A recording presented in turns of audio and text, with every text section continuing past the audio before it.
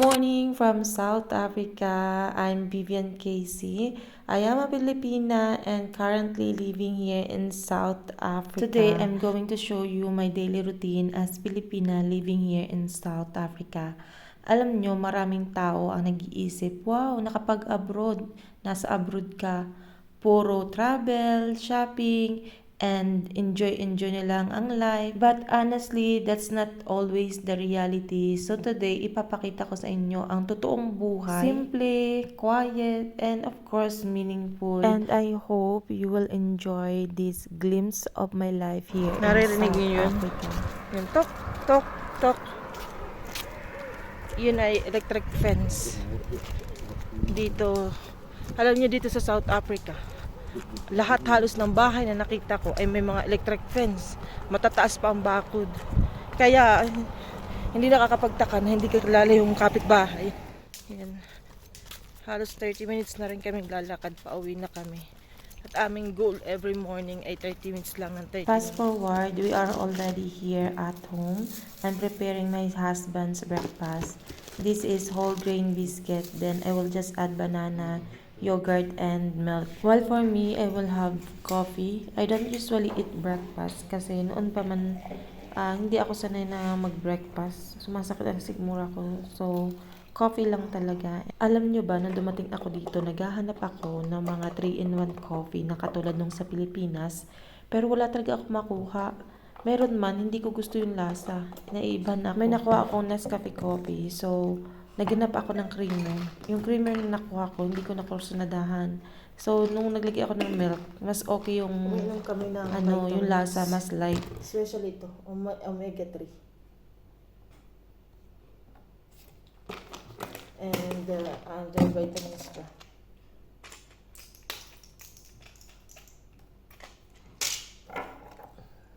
Vitamins pa rin para sa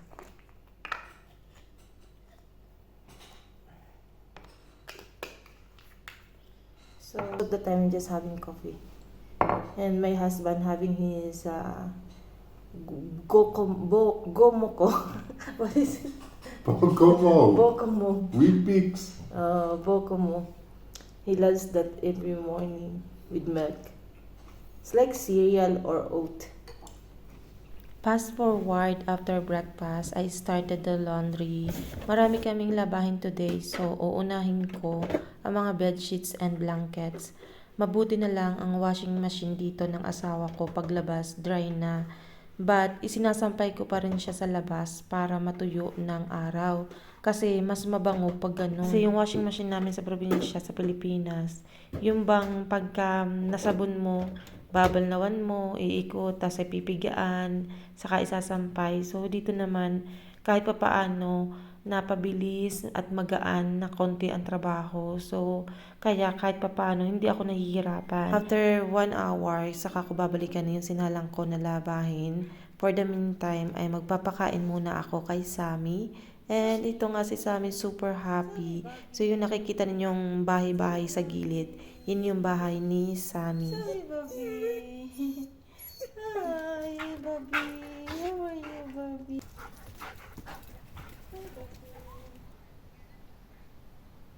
At ayun na nga po, nag-morning session na si Sammy doon sa pinakadulo. Ay, kaloka si Sammy. Dragon fruit and sayote. Gumaganda na yung aking sayote. Ito yung bahay ni Sammy. And may sili pa ako dito ng isa. Look ng sili ka. Daming bunga ng sili, oh. And then yung saging medyo nabubuhay. And ayan, ito ay pomegranate.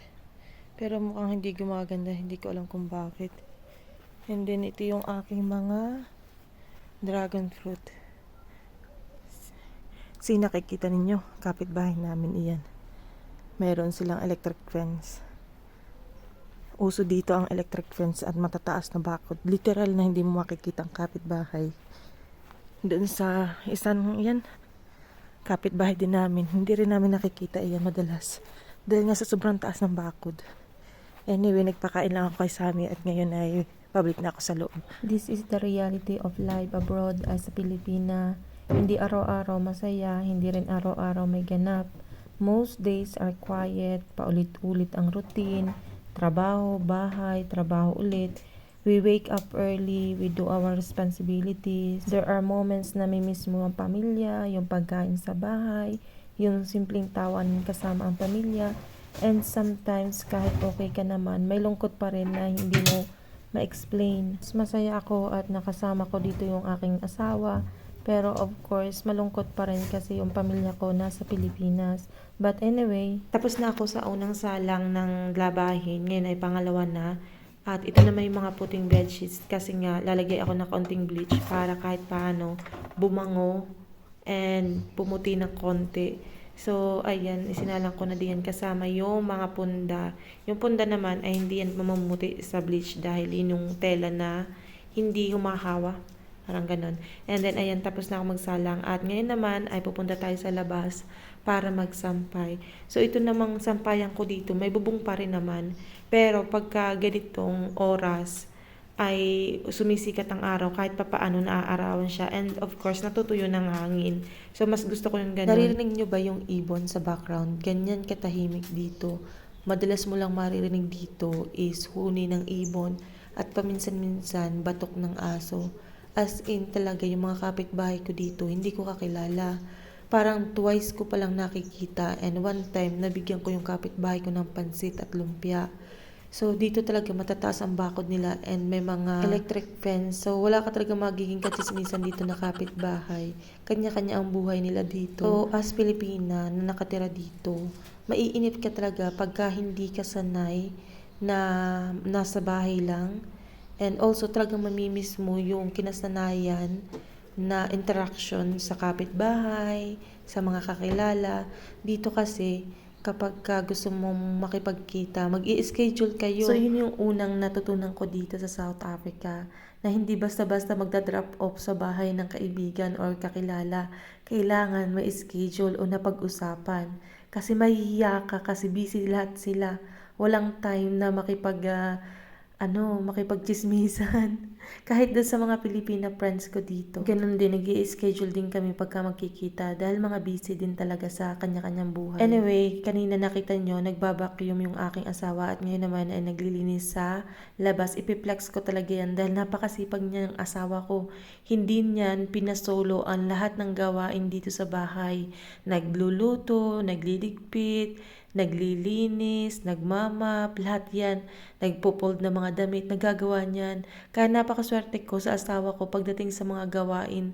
Talagang kahit papaano magaan ang trabaho ko bilang asawa. Yung carrots. So, gaganyanin ko lang para manipis, para hindi nakakaumay kainin.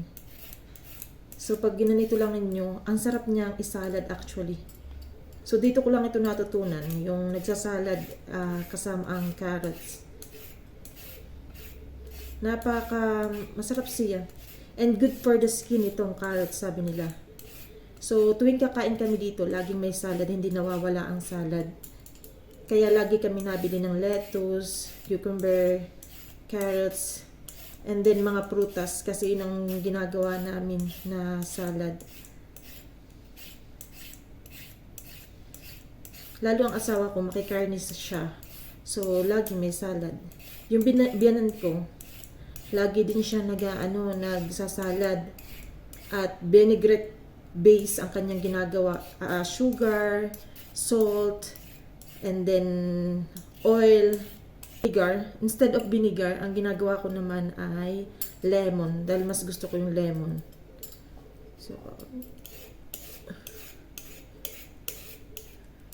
So nakikita niyo, ganyan siya kanipis. So pag ganito kanipis, ang sarap kainin. And then, ito ng lettuce.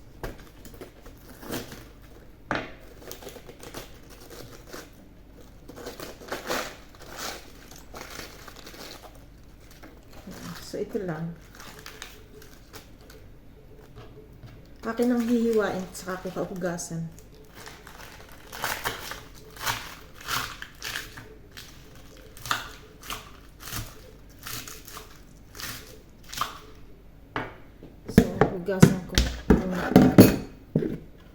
Hugasan muna natin yung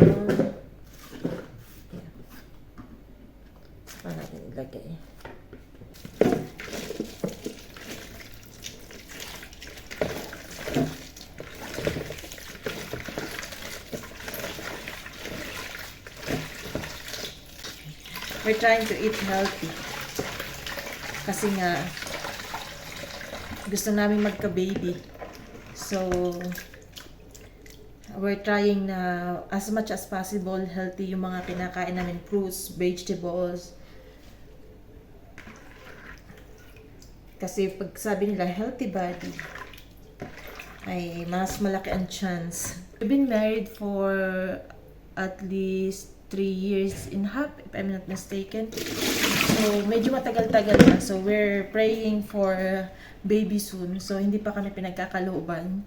But we're trying our best na i-maintain na we are healthy and then eating properly na mga vegetable, fruits, and also vitamins. And we're praying na soon sana ay mapagbigyan na kami. And also guys, pray for us because I believe in collective prayers. So, please include us in your prayer na sana biyayaan na kami soon. Thank you! Alam niyo ba, dito ko lang natikman ito sa South Africa, itong plum.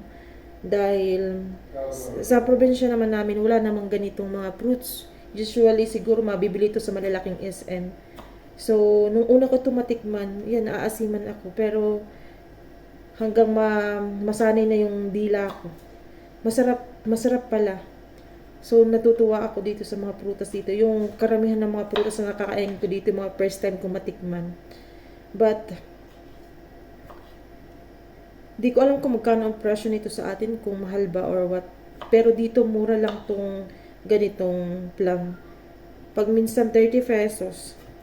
So, and usually they are locally produced. So, napaka-healthy. So, ayan. Pakita ko sa inyo. Ayan na yung dito. Salad. Di ba mukhang ang sarap oh. Yun ang aming isasabay sa aming lunch. Natira pa ako mga vegetable. May bell pepper, may carrots, may repolyo, and then ito, medyo tumanda na, pero tatanggalin ko yung iba. Gagawin ko siyang chop suey. So, that's our lunch today. And then, the remaining yesterday as well. And then, gumawa ako nitong parang meatballs. Ilalagay ko doon sa chop suey. Yung salad and yung chop suey na may meatballs. And of course, may sasawan and rice. And then, and meat. So, let's see for you. Chop suey. And of course, let's have some meatballs. Here.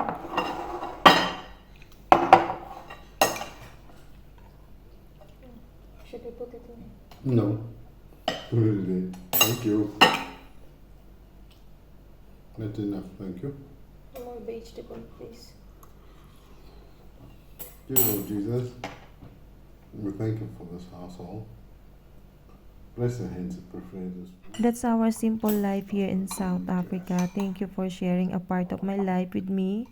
If you have question or thought, leave a comment below. Subscribe to follow along and see you in my next vlog. Bye!